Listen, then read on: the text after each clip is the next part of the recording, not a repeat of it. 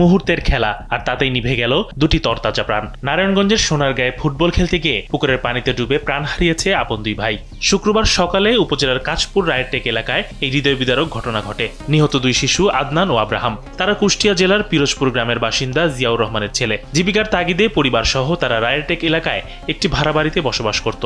কিন্তু শুক্রবারের এক অভিশপ্ত সকাল সব লন্ডভন্ড করে দিল। প্রত্যক্ষদর্শীরা জানান, সকাল 11টার দিকে দুই ভাই পুকুর পাড়ে ফুটবল খেলছিল। খেলার এক পর্যায়ে ফুটবলটি পুকুরের পানিতে পড়ে যায়। সেটি উদ্ধার করতে গিয়েই ঘটে বিপত্তি। একজন পানিতে নামলে তাকে বাঁচাতে গিয়ে অন্যজন তলিয়ে যায়। দীর্ঘক্ষণ তাদের দেখা না পেয়ে স্থানীয়দের মনে সন্দেহ জাগে। এক নারীর আহাজারি শুনে ছুটে আসেন স্থানীয়রা। এরপর পুকুরে নেমে শুরু হয় তল্লাশি। একে একে উদ্ধার করা হয় আদনান ও আব্রাহামকে। কিন্তু ততক্ষণে অনেক দেরি হয়ে গেছে। চিরতরে না ফেরার দেশে চলে গেছে দুই ভাই। এই ঘটনায় এলাকায় শোকের ছায়া নেমে এসেছে।